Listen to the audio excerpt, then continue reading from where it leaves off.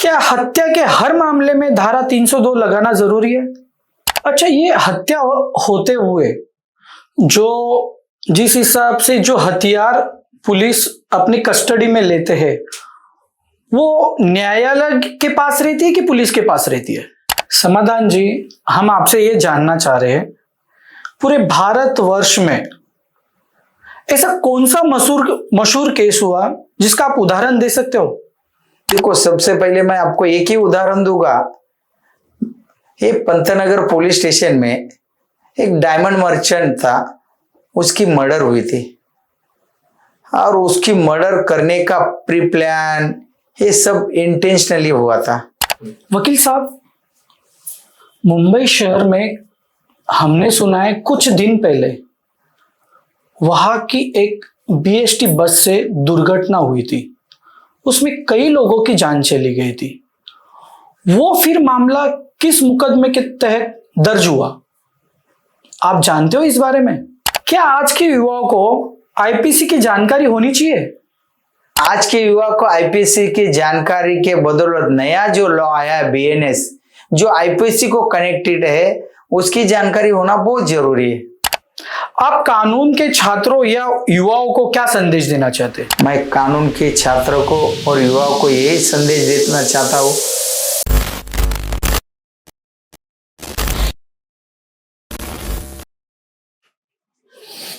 नमस्कार दोस्तों, भारत एक बुद्ध की नगरी है जो शांतिमय देश माना जाता है, लेकिन जिस हिसाब से भारत में आज के युग में हर दिन नए अपराध हो रहे, उसी में से एक है धारा आईपीसी 302, जो हर दिन कम से कम 82 मर्डर केस पुलिस स्टेशन में दर्ज होते हैं।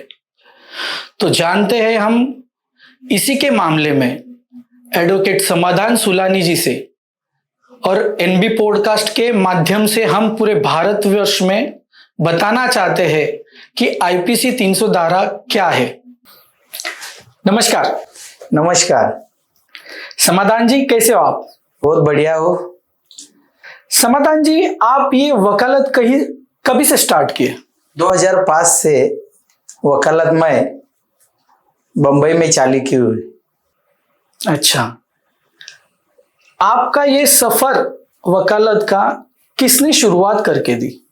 इस सफर में बहुत बड़ा योगदान माँ बाप का और भाई लोगों का है।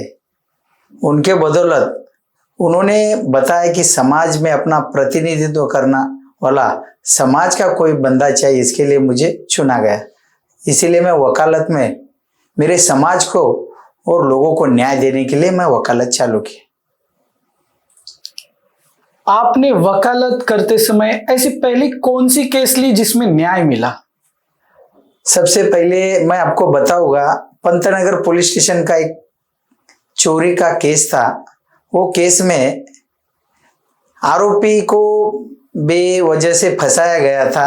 वो खाली वो रिक्शा में बैठा था, लेकिन पुलिस ने बोला तूने रिक्शा चोरी किए हुए, इसके लिए उसको अरेस्ट किया था। लेकिन कोर्ट ने सब मामला देखते हुए सेम डे उसको जामीन मंजूर कर दिया और उसको रिलीज किया। कोर्ट ने सुमोटो इतना देखा, ये बच्चा कोई आपराधिक मामले में फंसा हुआ नहीं है, उद्देश्य पूर्वक हेतु पूर्वक वो गुना वो आरोपी के ऊपर डाल के उनको उनका जो पुलिस स्टेशन का क्राइम था वो कम करना था, उनका उद्देश्य था। मतलब आप ये बोलना चाह रहे हो कि पुलिस ने जबरन ये मामला दर्ज किया? पक्का वही बोला जाएगा, क्योंकि पुलिस के ऊपर प्रेशर रहता है सीपी ऑफिस से, क्राइम जल्दी से जल्दी आप जितना खत्म करते होता है उतना करो। लेकिन ये मामले में मैं देखा एक सीधा साधा आदमी को फंसाया जाता है, और न्यायदान करने वाला न्यायाधीश भी देखता है बहुत गलत तरीके से उसको फंसाया गया, तो उसको न्यायालय अपना उनको एक तजुर्बा रहता है जज को कि ये मामले में क्या करना चाहिए, तुरंत उसको बिना जमानत का उसका पर्सनल बॉन्ड पे उसको छोड़ दिया था। अच्छा, ये पंतनगर पुलिस स्टेशन जो आप बोल रहे हो वो भारत में किस जगह पर आया है? ये बंबई में घाटकोपर इलाके में पंतनगर पुलिस स्टेशन आता है। उसका सीपी ऑफिस जो कमिश्नर ऑफिस बंबई में है, और वहां से सब कंट्रोलिंग होता है। इस विभाग में पुलिस की काफी सारी दहशत है। पक्का, बिना दहशत का तो बंबई चलता नहीं। पहले गुंडों का रास्ता, अभी पुलिस का है। अच्छा, पुलिस आम आदमी के साथ नहीं खड़ी है? पुलिस आम आदमी के साथ खड़ी रहती है। जो चोरों उच्चक के लोगों के साथ तो उनको वो हिसाब से काम करना ही पड़ता है। चलो तो समाधान जी, हम भारत के विभिन्न भागों में से बहुत सारे अपराध हर दिन बढ़ते जा रहे। उसी में से एक 302 धारा अपराध है जो मर्डर केस कहा जाता है। उस मामले में आपसे हम कई सारे बातें करना चाह रहे हैं। आपसे हम ये उम्मीद करते हैं कि आपके जो उत्तर रहेंगे वो भारत के हर एक आम आदमी को, उसको आपके जैसा नाम समाधान है, उसी के जरिए उनको समाधानी भी मिले। पक्का, मेरे तरफ से जो कायदे का नॉलेज है मैं आपको अच्छे तरह से, और लोगों को उसका नॉलेज एक्सेप्टेबल होएगा वैसा मैं बताऊंगा। जो सर्वसामान्य जो पब्लिक है उनको नया ये जुना कायदा मर्डर का क्या डेफिनेशन है और मर्डर का समाज में इफेक्ट क्या है उसके बारे में आपको पूरा डिटेल्स में बताऊंगा। चलो तो शुरुआत करें। पक्का, आई एम रेडी। चलो समाधान जी, आईपीसी की धारा 302 क्या होती है? 302 धारा आपको एक चीज बताता हूँ, ये बहुत गंभीर का सब आज आपने जो सब्जेक्ट चुना है ये बहुत गंभीरता का है। समाज में इसका बहुत बड़ा इफेक्ट होता है। क्या इफेक्ट होता है? किसी को जान से मार डालना, और जान से मार डालने के बाद उसका उद्देश्य हेतु दिमाग में रखना कि इसको मुझे मार के ये चीज प्राप्त होने वाली है, और वो चीज के वजह से समाज में उसका इफेक्ट होएगा, वो आदमी देखता नहीं और वो चीज करता है।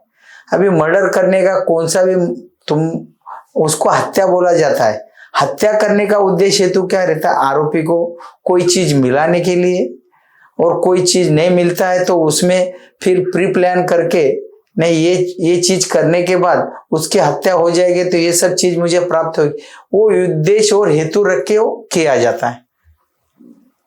मतलब जिस तरीके से आप कह रहे हो कि ये प्री प्लान करके भी कुछ अपराध होते हैं, इसमें उनके पीछे जो अपराध करने वाले हैं उनके पीछे कोई बड़ी ताकतें रहती है?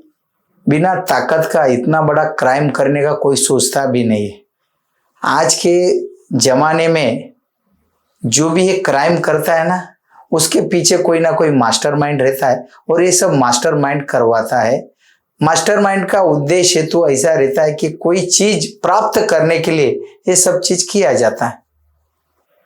ठीक है समाधान जी, धारा 302 और 304 ये दोनों में डिफरेंस क्या है? सबसे पहले आपको एक बता देता हूँ, आज आपने 302 धारा के बारे में पता जा रहा है, वो भारतीय दंड संहिता का धारा है, लेकिन अभी अपने भारत राज्य में नया कायदा लागू किया गया है, उसको भारतीय न्याय संहिता कलम 103 बोला जाता है। अभी 103 ये नया कायदे में आता है और 302 ये जूने कायदे में आता है। दोनों में बहुत तफावत है। पहला जो 302 का था वो पेपर पे काम चलता था, पूरा पेपर पे लिखाया जाता था, और उसका जो भी पुरावा जमा किया जाता था वो पेपर पे रहता था।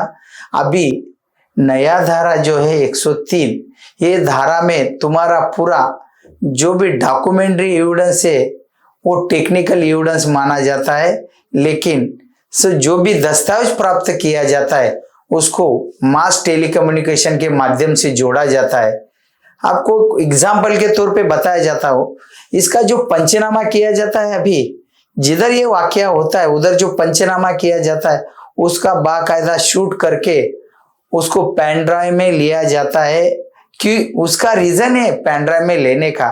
कल तुम जब ये चार्जशीट में ये तुम्हारा पेपर पंचनामा बनता है, ये कोर्ट में जाते जाते वो डॉक्यूमेंट का जो पेपर रहता है वो पेपर फट गया, उसमें से खराब हो गया तो आरोपी को निकल जाता है, लेकिन ये पेन ड्राइव तो किधर डिस्ट्रॉय नहीं होता है।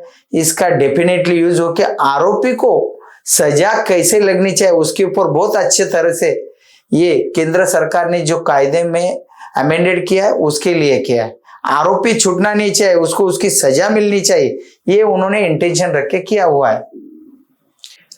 मतलब ये 304 की डेफिनेशन भी यही है? 304 की डेफिनेशन बहुत अलग है। ये 304 जो है उसको कलम बीएनएस में 105 बोला जाता है। 304 का मतलब रहता है कोई अपन सडनली अपने से कोई घटना घट जाती है, अपना उद्देश्य हेतु नहीं रहता है उसको मारने का, और सडनली उससे अपने हाथ से कोई वाकया हो जाता है तो उसके लिए 304 लगता है।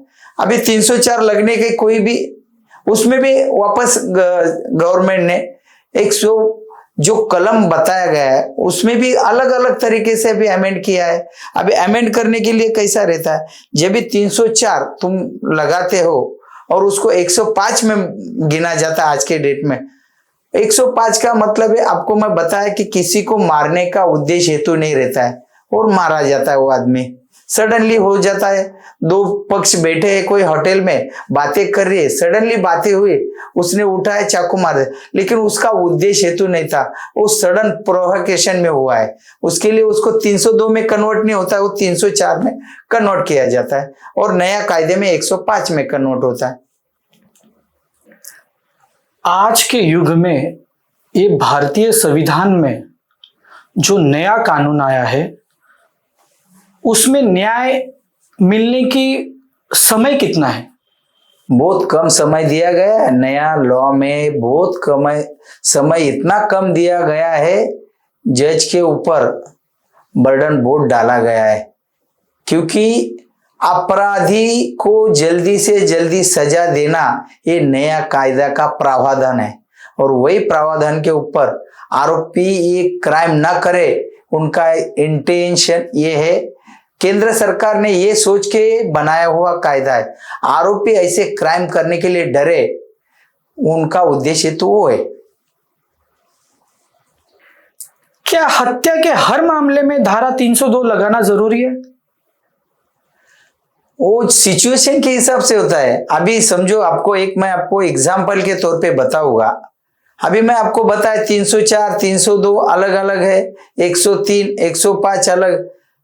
जैसा क्राइम का मतलब कैसा, जो जगह पे क्राइम होता है, अभी मैं कोई दिमाग में रख के उसका मर्डर करता हूं तो मुझे 302 के धारा में आएगा, और मैं कोई मन में कोई उद्देश्य हेतु नहीं रखता 304 में आएगा। यानी जूना कायदा के हिसाब से 302 और 304, नए कायदे में जो आएगा 103 और 105, ये उसका बहुत चेंजिंग है। और इसमें 103 में और 105 में बहुत डिफरेंस है। ठीक है, अगर हत्या के अनजाने में, तो क्या अब तब भी ये धारा लागू होती है? हत्या के मामले में ये धारा पक्का लगाया ही जाता है, क्योंकि समाज में उसका परिणाम होता है। किसी को दिन दहाड़े मारा गया और दिन दहाड़े उसका हत्या कर दे, समाज के लोग को डर पैदा होता है, ये आदमी ने इसका मर्डर किया है। तो ये देखते हुए भी पुलिस प्रशासन को समाज को सेफ रखना, इसके लिए सबसे पहले उसके ऊपर कड़क धारा लगा के, वो कैसा उससे ज्यादा उसको तकलीफ होना चाहिए वो सोच के ये किया जाता है, धारा लगाया जाता है पुलिस के माध्यम से। सजा का क्या प्रावधान है इस धारा के तहत? इसमें सजा जो दी जाती है, आजन्म कारावास का सजा भी होता है। एकदम क्रूर से उसको मारा गया रहेगा तो फांसी का भी प्रावधान रखा जाता है, फांसी भी होती है, और मरते दम तक जेल में रहना पड़ता है, ये भी होता है।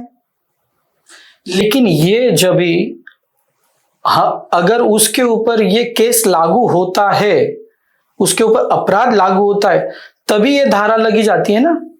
आपका कहना बराबर है, लेकिन पुलिस ने एफआईआर जो किया तुम्हारा 302 के तहत एफआईआर करेगी, पुलिस में चार्जशीट जो फाइल किया जाता है, अभी पुलिस उनके इन्वेस्टिगेशन में क्या आता है वो सोच के करती है।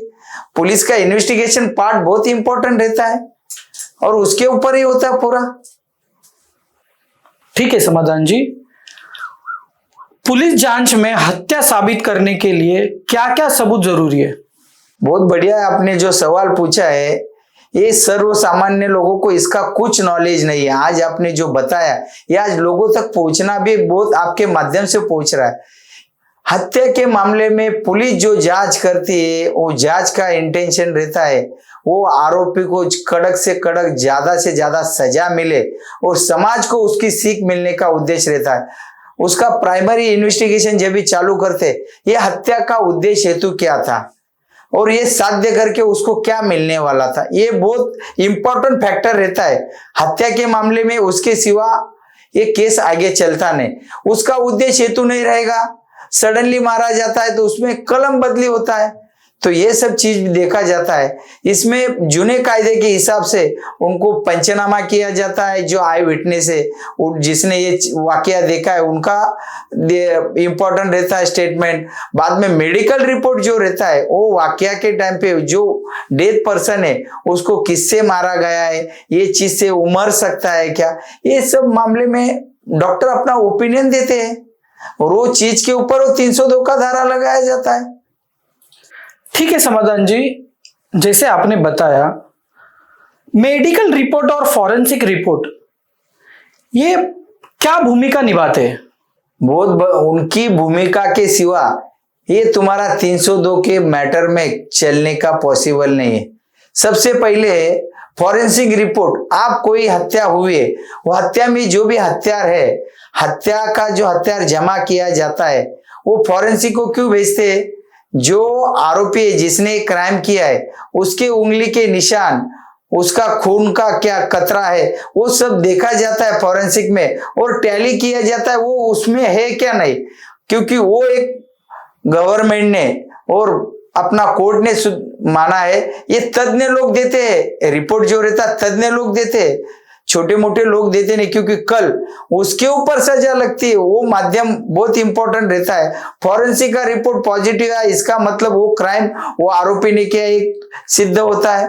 अभी मेडिकल जांच में जो हत्यार फॉरेंसिक को भेजा जाता है वो हत्यार से उसका रियल में मर्डर हो सकता है क्या, और कितना डीप इंजरी है उससे हत्या हो सकता है क्या, इसके बारे में बहुत डिटेल में लिखा जाता है। अच्छा, ये हत्या होते हुए जिस हिसाब से जो हथियार पुलिस अपनी कस्टडी में लेते हैं वो न्यायालय के पास रहती है कि पुलिस के पास रहती है? प्राइमरी जब भी इन्वेस्टिगेशन करने के बाद वो पुलिस के कस्टडी में रहता है। इन्वेस्टिगेशन करने के बाद जब भी वो केस में चार्जशीट फाइल होती है तभी वो डॉक्यूमेंट, जो भी आर्टिकल रहता है, चाकू है, छुरा है, रिवॉल्वर है, जो भी वो कोर्ट के ताबे में दिया जाता है, क्योंकि उसमें छेड़छाड़ होना नहीं चाहिए। पुलिस ने उद्देश्यपूर्वक वो चेंज नहीं करना चाहिए। जिस दिन चार्जशीट फाइल करते हैं तभी पुलिस खुद एप्लीकेशन देते हैं कि ये डॉक्यूमेंट्री है और ये डॉक्यूमेंट है और ये हथियार है, हमको जमा करना है। कोर्ट के परमिशन से वो जमा कर देते हैं, उसमें छेड़छाड़ नहीं होती, यानी आरोपी को सजा मिलना बहुत इंपॉर्टेंट रहता है, उसके लिए वो कोर्ट में जमा किया जाता है। चलो तो समाधान जी, हम सजा के ऊपर आते हैं। क्या इस धारा के अंतर्गत जमानत मिलती है? रेयर केस में जमानत मिलती है, पूरे केस में जमानत नहीं मिलती है। जो रेयर किसी को फंसाया गया रहेगा, कोर्ट सब एविडेंस देखती है और एविडेंस पुरावा का तुम्हारा जो भी एविडेंस कोर्ट में आता है वो देखने के बाद डिसाइड करती है। किसी को बिना वजह फंसाया गया तो उसको जमानत मिलती है, क्योंकि पुलिस रिकॉर्ड, जो डॉक्यूमेंट्री एविडेंस, जो उन्होंने सीसीटीवी फुटेज, जो हथियार बरामद किया, वो इसका उसके साथ कोई कंसेंट है क्या, वो देखा जाता है। तो वो देखने के बाद जो भी जज है वो बहुत सोच समझ के उसके ऊपर जजमेंट देता है। यानी समाज में किसी की बिना मतलब जेल में रहना नहीं चाहिए, इंटेंशन देखा जाता है। किसी को कोई उद्देश्यपूर्वक हेतुपूर्वक फंसाया गया है, इसको अंदर रख के कोई प्रॉपर्टी ग्रैब करना, ये सब मामले होते ही रहते हैं। तो ये सब सोच समझ के जज उसके ऊपर डिसीजन देता है। समाधान जी, ट्रायल कितने समय तक चलना चाहिए? हाई कोर्ट ने तो अभी का लिमिटेशन दिया और नया लॉ ने तो 1 साल के अंदर इसको डिस्पोजल, जल्दी से जल्दी सजा होना चाहिए। लेकिन आज का इंफ्रास्ट्रक्चर महाराष्ट्र रहे या पूरा इंडिया में रहे थोड़ा वीक है, लेकिन आज के तारीख में अभी जो नया प्रावधान लॉ का किया गया, इंफ्रास्ट्रक्चर एकदम फास्ट किया गया और ज्यादा से ज्यादा आरोपी लोग को सजा मिलने के लिए नया एकदम फील्ड वर्क से जो सरकारी वकील रहे, नए जजेस की नियुक्ति, बहुत सारे जजेस, बहुत सारे कोर्ट नियुक्त किया है। उसके वजह से इसमें बहुत बड़ा इफेक्ट होता है, जल्दी से जल्दी आरोपी लोग को सजा मिलता है। अच्छा समाधान जी, अगर आरोपी नाबालिग है तो क्या उसके ऊपर भी 302 लागू होता है? नाबालिग रहे, बालिग रहे, कलम 302 रहेगा, लेकिन उसके लिए प्रावधान अलग है। उसके लिए बाल न्यायालय है। बाल न्यायालय में उसका जो भी है, जो ट्रायल चलता है बाल न्यायालय में चला जाता है।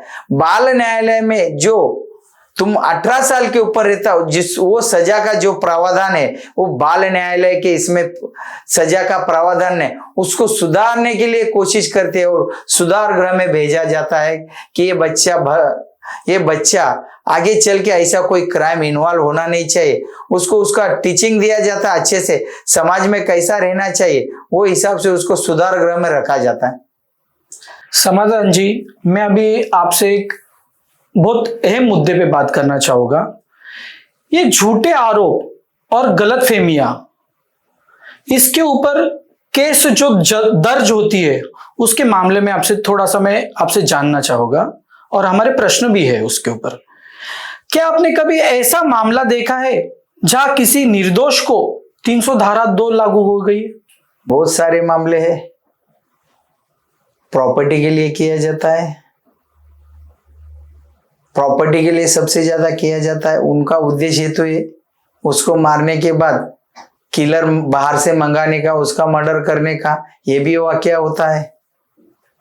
और वो वाकया के लिए उसके साथ उसकी पुष्टि नहीं होती, क्योंकि जो मारने वाला रहता है वो अननोन पर्सन रहता है, उसको मालूम नहीं रहता है किसने मारा है।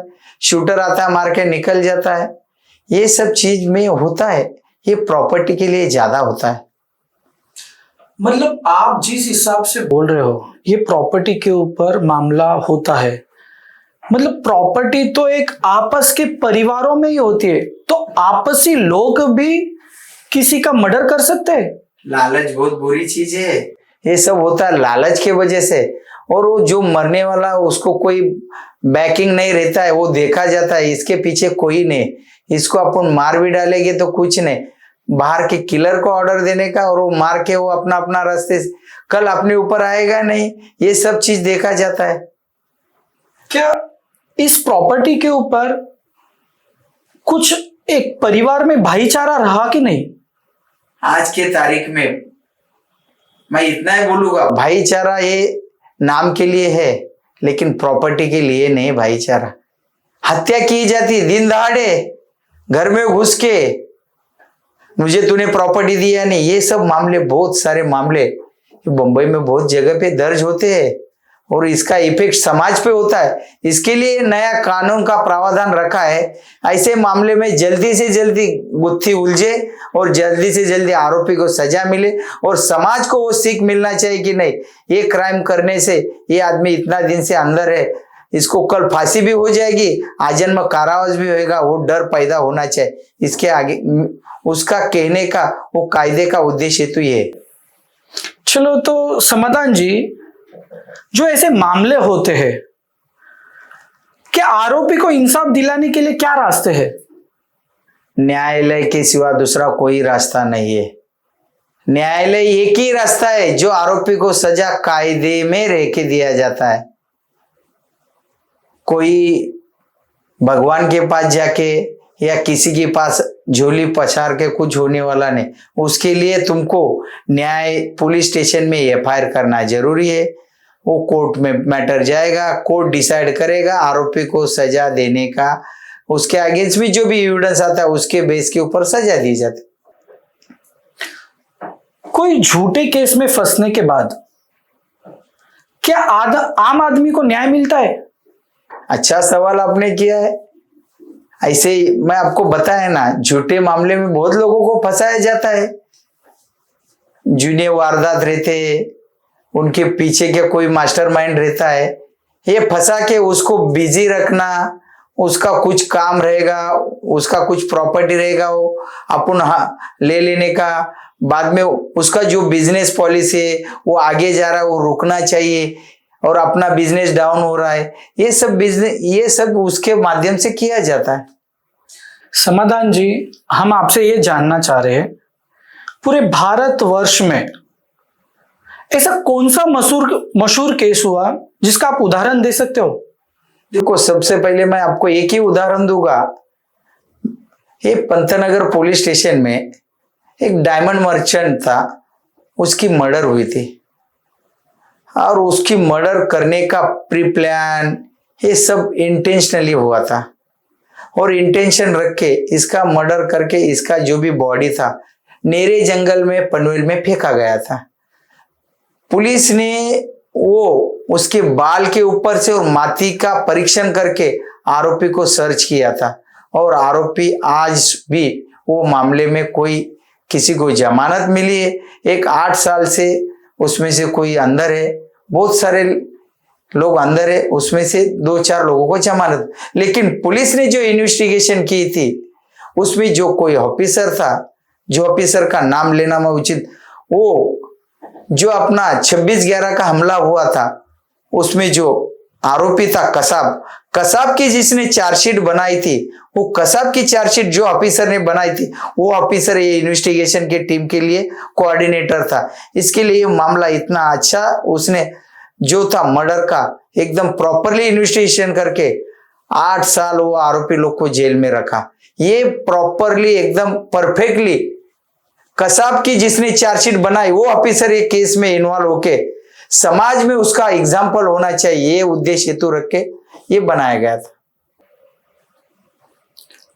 वकील साहब, मुंबई शहर में हमने सुना है कुछ दिन पहले वहां की एक बीएसटी बस से दुर्घटना हुई थी, उसमें कई लोगों की जान चली गई थी। वो फिर मामला किस मुकदमे के तहत दर्ज हुआ, आप जानते हो इस बारे में? पूरा जानता हूँ, ये मामले का पूरा वकालतनामा मैं फाइल किया था और उसकी पूरी जानकारी मेरे पास है। ये जो कलम 105 के तहत दर्ज हुआ था, ये मामला ऐसा था, बंबई में लाइफलाइन बोला जाता है बीएसटी। ये बीएसटी के ड्राइवर के वजह से बीएसटी बस चलाते टाइम पे 9 लोगों की जान गई थी, वो मामला है। अब ये मामले की विस्तृत जानकारी आपको बताता हूँ। जब ये मामला मैं देखा, ये मामले में जो गवर्नमेंट थी, बीएसटी प्रशासन था, उनकी बहुत सारी गलतियां थी। इसमें सबसे पहली गलती क्या थी, ये जो ड्राइवर बीएसटी के इलेक्ट्रिक बस पे अपॉइंट किए गए थे उनको कोई ट्रेनिंग दिया नहीं था। अभी ट्रेनिंग नहीं दिया उसका मतलब उसको उसकी थोड़ी जानकारी थी, लेकिन पूरी जानकारी नहीं थी। जब भी कोई एक्सीडेंट होता है तो उससे कैसे बचे, लोगों की कैसी जान बचाना चाहिए, ये उसमें उनको ट्रेनिंग देना बहुत जरूरी था। लेकिन ये मामले में बीएसटी प्रशासन और महाराष्ट्र सरकार ने कोई ट्रेनिंग नहीं रखा था। खाली ट्रेनिंग के नाम पे झूठे डॉक्यूमेंट बनाए गए थे और ये पुलिस इन्वेस्टिगेशन में पूरा भांडा फोड़ हो गया।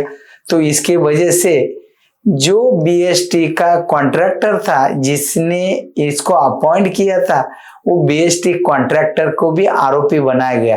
पहले एक ही ड्राइवर को आरोपी बनाया गया था, लेकिन जब भी डीपली इन्वेस्टिगेशन हुआ और हमने कोर्ट में ये सब चीजें बताई और कोर्ट ने भी देखा कि इसमें खाली ड्राइवर का दोष नहीं है, ये ड्राइवर खाली एक मोहरा है, इसके पीछे के खिलाड़ी बहुत है। तो खिलाड़ी कौन है, क्या है, सब इन्वेस्टिगेशन में आए। फिर उसमें इन्वेस्टिगेशन में 2 आरोपी को अरेस्ट किया। कौन थे वो आरोपी? जिसने बीएसटी प्रशासन का टेंडर लिया था वो आरोपी थे, और उनके बदौलत ये जो वाकया हुआ है। लेकिन आज के तारीख में देखेगा, बीएसटी प्रशासन का कोई ऑफिसर को या गवर्नमेंट ऑफिसर को किसी को अरेस्ट किया नहीं, जिसने टेंडर लिया था उसको अरेस्ट किया। इसमें ये वाकया में पूरा इन्वॉल्वमेंट गवर्नमेंट ऑफिसर का था। तुमने वो गाड़ी चलाने दिया क्यों? उसको ट्रेनिंग नहीं था। ये बहुत बड़ा सवाल आज के तारीख में भी लोगों को गुलदस्ते में है। और उसका आज तक जब भी वो केस चलेगा, आरोपी की सजा मिलेगी कि छुड़ा जाएगा, वो तब की बात है, लेकिन इसके पीछे का कौन मास्टरमाइंड है आज तक गुलदस्ते में है। अच्छा, जो ये आरोपी है अभी, जो ड्राइवर थे, वो आज बेल पे बाहर है कि जेल में है? नहीं, वो जो आरोपी है मोरे करके है, वो अभी तक जेल में है। उसका जामीन अर्जी सत्र न्यायालय में किया गया था। सत्र न्यायालय ने वो जामीन अर्जी उनका खारिज कर दिया। अभी उसका जामीन अर्जी हाई कोर्ट में पेंडिंग है। अभी तक उसके ऊपर आगे की कोई सुनवाई हुई नहीं। ये जो वाकया होके कम से कम 90 दिन तो पूरे हुए रह गए। 90 दिन बहुत, अभी कम से कम इसको 90 दिन नहीं, अभी कम से कम 6-7 महीना हो गया है। इसमें चार्जशीट था, पुलिस ने चार्जशीट भी फाइल कर दिया है। हम वकीली तो नहीं पढ़े, लेकिन हम न्याय के बारे में थोड़ा तो जानना चाह रहे हैं कि हम हमेशा सुनते आए हैं 90 दिन के अंदर चार्जशीट दाखिल होने से उस अपराधी हो या किसी और को भी उसमें बेल मिल जाती है। नहीं, आपकी ये गलत फहमी है, ऐसा कुछ होता नहीं। अभी आपने अपने आज जो सब्जेक्ट रखा है 302 का, इसमें भी 90 डेज में चार्जशीट गिरती है। इसका मतलब उसको जमानत मिलती क्या? नहीं, खाली पुलिस इन्वेस्टिगेशन करके उनको जो डेडलाइन दिया है एज पर द लॉ के हिसाब से वो चार्जशीट फाइल करती। वो चार्जशीट फाइल नहीं करती है तो उसको प्रावधान है कायदे में, उसको 167 सबसेक्शन 2 में जमानत मिल जाती है। तो जमानत क्यों मिलती है? पुलिस ने निग्लिजेंस किया। जो लॉ में बता गया 90 डेज में चार्जशीट फाइल करनी चाहिए, वो जब भी करती नहीं है तभी उसको जमानत मिलती है। तो इसके लिए पुलिस टाइम लिमिट में चार्जशीट फाइल करती है। नहीं करेगी तो उसको डिपार्टमेंटली उनके ऊपर इंक्वायरी होती है। उसके बहुत सारे परिणाम पुलिस ऑफिसर को अपने जो जॉब पुलिस ऑफिसर का जॉब करता है वो भी उसका चला जाता है, क्योंकि उसके पीछे फिर पुलिस आरोपी को हेल्प करना ही दिखता है। फिर समाज में उसका जो उदाहरण है बहुत गलत तरीके से जाएगा। इसके लिए उसके सुपीरियर ऑफिसर उसको सस्पेंड कर देते। आपने जो जिस कुर्ला में वाकया हुआ, जो लोग भी मरे, उसको हमारी तरफ से भावपूर्ण श्रद्धांजलि भी हम अर्पित करते और आपने उनको न्याय देने का काम भी किया। हम तहे दिल से आपके शुक्रिया अदा करते हैं। चलो तो बढ़ते हैं हम अगले एक सवालों के ऊपर। क्या मीडिया का हस्तक्षेप न्याय प्रक्रिया को प्रभावित करता है? बहुत। अभी आपके पास एक एग्जाम्पल आपको बताता हूं। जो सर्वोच्च न्यायालय है उसमें जब भी जस्टिस लोग ने एक मीडिया का प्रोग्राम रखा, जो आज के तहत जो पॉलिटिकल इंटेंशनली जो जजेस लोग को हैरेसमेंट किया जाता है, बहुत बड़ा एग्जाम्पल है। पूरा वर्ल्ड में वो फेमस हुआ था। जजेस लोग को कौन से तरीके से हैरेसमेंट किया जाता है, वो चीज देखने के बाद, ये सब चीज देखने के बाद फिर गवर्नमेंट को थोड़ा पीछे आना पड़ा, क्योंकि गलतियां गवर्नमेंट की थी। तभी से एक स्तंभ है, न्याय व्यवस्था एक स्तंभ है। वो स्तंभ को कोई लोग बिना वजह से तकलीफ देंगे तो स्तंभ छोड़ता नहीं है, उनको काम पे लगा के देता है। और वो माध्यम से पॉलिटिकल बहुत इन्फ्लुएंस हो रहा था। जब भी ये सब होने के बाद सब पॉलिटिकल इन्फ्लुएंस रुक गया था। अच्छा समाधान जी, सोशल मीडिया पर चलने वाला पब्लिक ट्रायल कितना खतरनाक होता है? बहुत खतरनाक होता है, क्योंकि उसका इफेक्ट वो सामने वाले आदमी पे होता है। वो अपराधी रहे नहीं अपराधी रहे, लेकिन जब भी सोशल मीडिया पे चलता है उसके जो भी व्यूज आते हैं गलत तरीके से आते हैं और लोगों को बताए अलग तरीके से आते हैं, रियलिटी कुछ मालूम नहीं रहती है। उसका इफेक्ट डायरेक्टली वो आदमी पे होता है। उसमें समाज में उठना बैठना उसके ऊपर बहुत बड़ा इफेक्टिव होता है। क्या समाज का दबाव कभी कभी पुलिस या कोर्ट को गलत फैसले की ओर ले जाता है? नहीं, ये आपका गलत राय है। सबसे पहले न्यायदान का काम करता है। एक गलत न्याय उसका इफेक्ट समाज पे जब भी होता है बहुत बड़ा उद्रेक होता है। इसके लिए न्यायदान करने के टाइम पे न्यायाधीश अपना न्याय करने के लिए एकदम परफेक्टली न्याय देता है, जिससे समाज में उसके ऊपर कुछ परिणाम नहीं होना चाहिए और समाज को उसको सीख मिलनी चाहिए। वो चीज रख के आंखों देके वो हिसाब से काम करते हैं। ठीक है समाधान जी, पीड़ित के परिवार को न्याय दिलाने में सबसे बड़ी चुनौती क्या होती है? पीड़ित ने जो वाकया हुआ था उसका जो एफआईआर करती है, एफआईआर करने के बाद पुलिस इन्वेस्टिगेशन में कैसा काम किया गया है, वो सेटिस्फाइड है क्या नहीं, उसमें उसने जो भी एविडेंस दिया था वो लगाया है क्या नहीं, ये सब देखने के बदौलत पीड़ित को पक्का न्याय मिलता है। अगर कोई व्यक्ति जेल में सजा काटता है और बाद में निर्दोष साबित होता है तो क्या उसे मुआवजा मिलता है? बराबर मिलता है, क्योंकि वैसा प्रावधान है, लेकिन वैसा एविडेंस कोर्ट में आना चाहिए। जो एविडेंस ऐसा रहता है कि किसी को बिना वजह खाली इंटेंशनली, मैं आपको बोला ना, उद्देश्य पूर्वक हेतु पूर्वक किसी को फंसाया जाता है और कोर्ट के नजर में आता है कि नहीं इसके 5 साल जेल में गए क्या मतलब नहीं था, वो उसका प्रावधान हाई कोर्ट में वो कर सकता है, गवर्नमेंट के अगेंस्ट में जा सकता है, वो उसके पास प्रावधान है। ठीक है, हत्या के बाद आरोपी और पीड़ित परिवार दोनों का जीवन कैसे बदलता है? पीड़ित का तो बहुत गलत तरीके से होता है, क्योंकि उनका जो भी आदमी मरता है, जिसका डेथ होता है, उसको पूरे परिवार की जिम्मेदारी रहती है, उनको बहुत सारी चुनौतियां उससे ये होती है। लेकिन जो करता है मर्डर, वो दहशत का कोशिश करता है कि मैं छूट के आने के बाद ये करूंगा, दहशत करने का सोचता है, लेकिन उसको पुलिस प्रशासन उसके जगह पे रखती है। उनके लिए, पुलिस प्रशासन के लिए बहुत बड़ी चुनौती रहती है। अगर हमने कई दफा देखा है कि कोई आरोपी बेल के ऊपर छूट के आता है तो उसको तड़ीपार किया जाता है, ये सच है? बराबर है, क्यों किया जाता है उसका रीजन रहता है, वो समाज कंटक रहता है, उसका समाज पे बहुत सारा परिणाम होता है। अभी हत्या का मामले का आरोपी है, जबरीन वसूली का मामले का आरोपी है, वो लोगों से दिन दहाड़े हत्या करते घूमता है, दिन दहाड़े हफ्ता वसूली करता है। ऐसे लोगों को समाज में रहने का कोई अधिकार नहीं है। इसके लिए पुलिस प्रावधान, पुलिस मैनुअल में उसको तड़ी पार करने का प्रावधान रखा है। वो जो विभाग में रहता उधर ही वो होशियारी करता, दूसरे एरिया में जाएगा तो करता नहीं। इसके लिए उसको तड़ी पार और समाज में न्याय रहना चाहिए। समाज को, लोगों को न्याय के बारे में आपुलकी रहना चाहिए। उनको लगेगा कि नहीं, न्याय व्यवस्था एकदम परफेक्टली काम करे, उसके लिए बहुत जरूरी है ये सब चीज।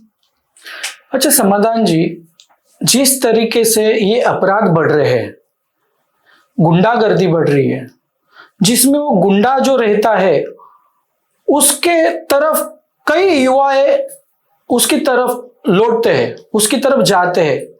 ऐसे युवाओं को आप क्या समझाना चाहोगे? मैं युवाओं को इतना ही समझाऊंगा, मेहनत करो, मेहनत का फल आपको मिलेगा।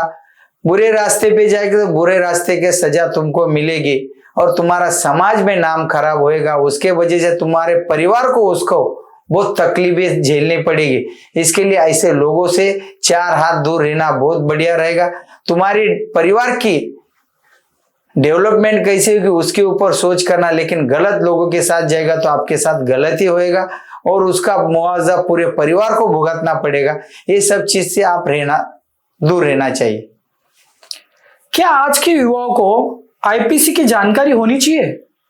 आज के युवा को आईपीसी की जानकारी के बदौलत नया जो लॉ आया है बीएनएस, जो आईपीसी को कनेक्टेड है, उसकी जानकारी होना बहुत जरूरी है। ठीक, कानून को आम आदमी कैसे समझ सकता है? कानून को जो आम आदमी रहता है वो ऐसा समझे, जब भी कोई वाकया होता है बिना वजह से उसको किसी को दिन दहाड़े हत्या कर रहा है कोई, लेकिन उसके पीछे 4 लोग है समझने का, दिन दहाड़े हत्या करने का उसका एक ही इंटेंशन है, उसी की प्रॉपर्टी, उसी का जो भी बिजनेस हैंड ओवर करने के लिए सब वाकया करते। इसके लिए ये सब चीज अंकुश लाने के लिए, समाज में ऐसे लोगों के ऊपर अंकुश लाने के लिए बहुत इंपॉर्टेंट रहता है ये सब चीज। ठीक है समाधान जी, स्कूली या कॉलेज स्तर पर क्या कानून की शिक्षा जरूरी होनी चाहिए? बहुत बढ़िया सवाल किया है। ये सवाल के बारे में राज्यसभा लोकसभा में भी रखा गया था। कानूनी जानकारी मिलनी चाहिए। क्यों मिलनी चाहिए? इसके वजह से मिलनी चाहिए कि समाज में जो लोग है, समाज कंटक है, जो पीड़ितों को, लोगों को धमकाया जाता है, इनके लिए क्या कायदे में प्रावधान रखा है, उनको उसका नॉलेज बहुत जरूरी है। आज के युग में आज का जो युग है, देखो यूट्यूब के माध्यम से आप कलम डालो, कलम की पूरी हिस्ट्री आती है। तो इसके लिए बहुत इंपॉर्टेंट है ये स्कूल कॉलेजेस में जो लॉ के बारे में उनको नॉलेज होना चाहिए कि मैं ये क्राइम करने से मेरे ऊपर क्या इफेक्ट होएगा। ये सब जानकारी वो कायदे में मिलती है और उसका इफेक्ट बहुत इंपॉर्टेंट है, लोगों तक पहुंचना बहुत जरूरी है। ठीक है समाधान जी, क्या आपको लगता है कि आईपीसी 302 में कोई सुधार होना चाहिए? आप जो बताया जा रहा है जूना लॉ के हिसाब से आप बता रहा है, नया लॉ के हिसाब से बहुत सारी उसमें खामियां थी, वो पूरी कर दी है लोकसभा राज्यसभा में, और राष्ट्रपति ने उसके ऊपर सिग्नेचर करके उसकी पूरी, पहले 302 एक ही ऐसा कलम था, लेकिन उसमें अभी 302 एक, 302 103 एक, 103 2 ये प्रावधान रखा है। 4 से 5 लोग यानी ग्रुप से कोई मर्डर करता है तो उसके लिए भी सजा अलग से रखी गई है। हर कलम में सजा अलग है। जैसे कि आपने बताया ग्रुप मर्डर होता है, उसमें सजा सिर्फ एक आरोपी को मिलती है या पूरे ग्रुप को मिलती है? पूरे ग्रुप को मिलती है, लेकिन उसका क्राइम उसने कैसा किया है वो हिसाब से इसके लिए प्रावधान रखा है अभी नया लॉ में, पहले नहीं था। अभी एक कायदे में प्रावधान रखा है, उससे बहुत सारी खामियां हैं। 103(2) सबसेक्शन है, ग्रुप के साथ किसी की मर्डर करते हो तो उसमें हर एक का रोल के हिसाब से कोर्ट उसको सजा देती है। समाधान जी, अगर कोई हत्या होते हुए देखे तो कानूनी रूप से उसे क्या करना चाहिए? बहुत बढ़िया। ये समाज में लोग आज डरते, कोर्ट, पुलिस स्टेशन, ये सब चीज के लिए बहुत डरते, लेकिन लोग ने डरना नहीं चाहिए, क्योंकि लोगों ने सामने आना चाहिए। क्योंकि क्या है, ये लोगों को आज इसने उसका सामने मर्डर किया, कल तुम्हारा करेगा तो उसके लिए क्या। इसके लिए बहुत जरूरी है ऐसे लोगों ने आगे आके ये क्राइम कैसा रोकना चाहिए, उसको सजा लगने के लिए बहुत सारा पुलिस जैसा कोशिश करता है, वैसा तुम लोग ने भी, पब्लिक ने भी उसका हनन होना नहीं चाहिए कि उसमें ऐड होना चाहिए कि मैं गवाही के लिए तैयार हूं और ये गवाही के माध्यम से आरोपी को सजा मिलना चाहिए। ठीक है समाधान जी, एक अगले प्रश्न के ऊपर मोड़ते हैं। आप कानून के छात्रों या युवाओं को क्या संदेश देना चाहते हैं? मैं कानून के छात्रों को और युवाओं को यही संदेश देना चाहता हूँ, जो भारतीय लॉ है समुद्र जैसा है। ये समुद्र में तुम जैसे तैरेगे वैसा चलेगा, लेकिन बहक मत जाना, उससे तुम्हारे समाज के ऊपर, आपके ऊपर बहुत सारा परिणाम होएगा।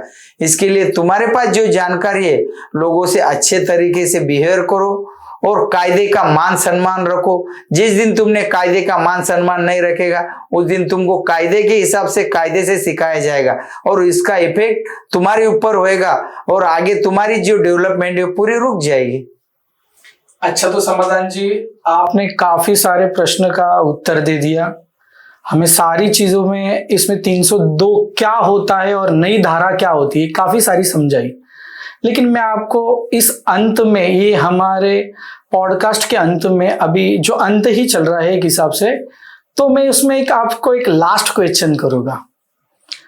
आप आम आदमी के साथ हो या आरोपी के साथ हो?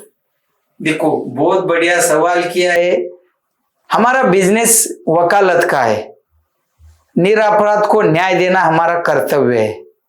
अब ये कर्तव्य करते हुए हमको समाज के साथ भी रहना है और आरोपी के साथ भी रहना है। तो ये सब चीज देख के हम इसमें गलत क्या है, सही क्या है, वो मायने में जब भी देखा जाता है, जब भी पेपर हमको मिलते हैं तभी हम डिसाइड करते हैं। आज के तारीख में ऐसा कोई चीज हम डिसाइड नहीं कर सकता है, क्योंकि वो पेपर देखने के बाद डिसाइड होता है। इसके लिए हम जनता के साथ भी है, आरोपी के भी साथ है। हम नहीं करेंगे, कायदे में प्रावधान रखा है, हर आरोपी को वकील मिलना जरूरी है। वो झूठ है क्या सच है वो बाद में डिसाइड होता है, लेकिन उसको कायदे के हिसाब से वकील देना बहुत जरूरी है। ठीक है समाधान जी, आपसे बात करके बहुत खुशी हो गई। दोस्तों, आज हम समाधान जी के साथ में जो बातें की, अगर आपको कहीं भी और कोई भी क्रिमिनल कोर्ट के मैटर में आपको समाधान ही चाहिए तो जरूर समाधान जी से मिलिए। नमस्कार। नमस्कार।